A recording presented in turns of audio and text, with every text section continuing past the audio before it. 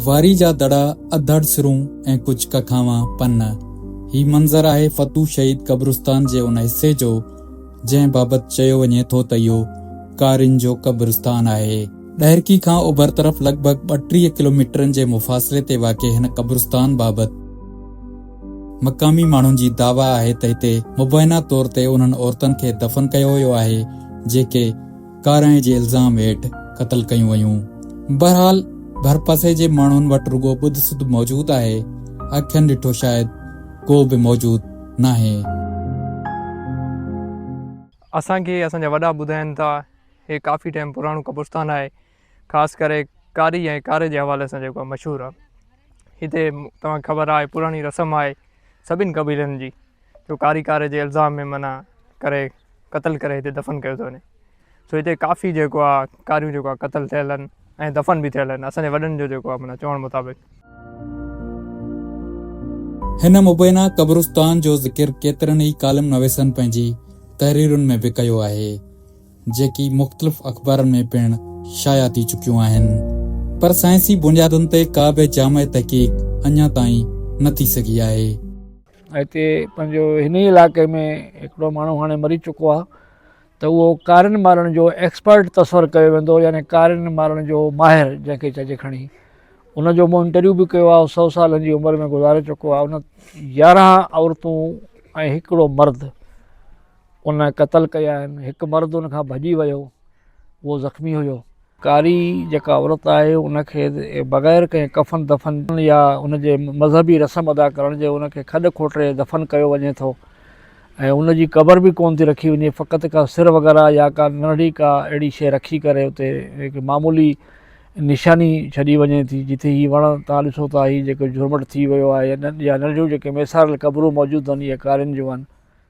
मक़ामी माण्हुनि जो चवणु आहे त मुबैना तौर ते काराइण जे इल्ज़ाम हेठि क़तल थियल 100 खां वधीक औरतूं हिन कब्रिस्तान में दफ़न थियल आहिनि, पर इहो अंक किथां आयो कंहिं ॿुधायो इन जो बि को सबूत मौजूदु नाहे।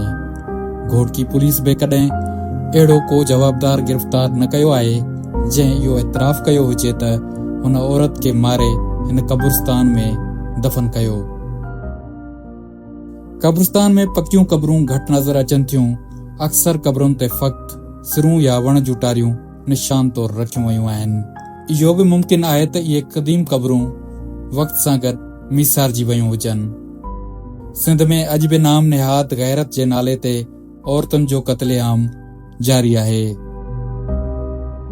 कानून साज़ी त कई वई आहे पर उन सां गॾु ॾोह खे लिकाइण जा तरीक़ा बि बदिलजी विया आहिनि, पर रस्म जो वजूद अञा ताईं ख़तम न थी सघियो आहे जेको मुआशिरे जी सोच ऐं कानूनी अमलदारी ॿिन्हिनि लाइ वॾो सवाल आहे। कारिन जो कब्रिस्तान जंहिंजे बारे में असां कुझु कहाणियूं बि ॿुधियूं आहिनि, उते प्रोग्राम्स बि थिया आहिनि, पर जॾहिं असां लोकल माण्हुनि सां ॻाल्हायूं था घोटकी बि वञी करे त उन्हनि खे हिन कब्रिस्तान जे बारे में कोई बि इल्मु न आहे। इहा सिर्फ़ु हिकिड़ी मिथ आहे ऐं मिथ जो इस्तेमालु हिकिड़े सोशल ऑर्डर या सोशल प्रैक्टिसिस खे जस्टिफाई करण लाइ कयो वेंदो आहे। असां हिकिड़े पदरशाही मुआशिरे में रहूं था जंहिंमें मर्दनि खे बालादस्ती हासिलु आहे ऐं उन्हनि खे ई जेको फैमिली ऑनर आहे उनजो कस्टोडियन सम्झियो वञे थो ऐं औरतुनि खे इन शइ जो पाबंद ठाहियो वञे थो त उहो पंहिंजे जेका ऑनर आहे फैमिली जी इज़त ऐं उनजी हिफ़ाज़त कनि। जेका बि औरत पंहिंजी पसंदि खे एक्सरसाइज़ करणु चाहे थी, पंहिंजे राइट टू और चॉइस खे एक्सरसाइज़ करणु चाहे थी, उनखे ऑनर किलिंग जे ज़रिए सज़ा ॾिनी वञे थी।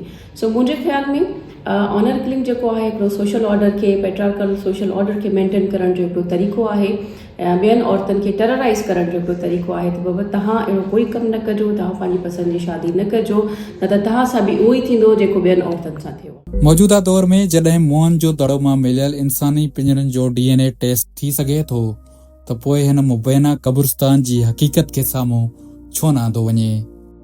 जेकॾहिं हिते दफ़न थियल औरतूं वाक़ई काराइण जे इल्ज़ाम हेठि क़तल कयूं वयूं त पोइ इहो अमल रुगो रिवायती रस्म न पर कानूनी लिहाज सां बि संगीन ॾोह आहे। क्योंकि इस तरह की कोई फॉर्मल हमें किसी ने अप्रोच नहीं किया और हमें कोई इस तरह की डायरेक्ट कंप्लेंट भी नहीं हुई, तो हम इसे बिल्कुल किसी भी तरीके से इसकी इन्वेस्टिगेशन नहीं कर सकते।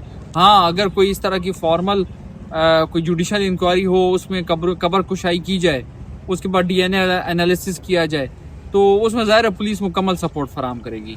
किसी कोई NGO और कोई इस तरह की जुडिशल इंक्वायरी कोई कोर्ट ऑर्डर करती है, तो उसमें DNA में तो अब ये है कि उसका फैमिली भी मैच कर सकते हैं और ये भी पता लग सकता है कि किस खानदान से ताल्लुक था। इन सूरत हाल में लाॻापियल इदारा पंहिंजो पाण खे ज़िम्मेवारी खां आजो करार नथा ॾेई सघनि। ज़रूरत आहे त हिन क़ब्रिस्तान बाबति साइंसी ऐं अदालती तहक़ीक़ कराई वञे त जीअं सच खे तारीख़ में जॻह मिली सघे ऐं ज़ुल्म जी रिवायत हमेशह लाइ दफ़न थी वञे। Asad Shar, WTN news, ॾहिरकी।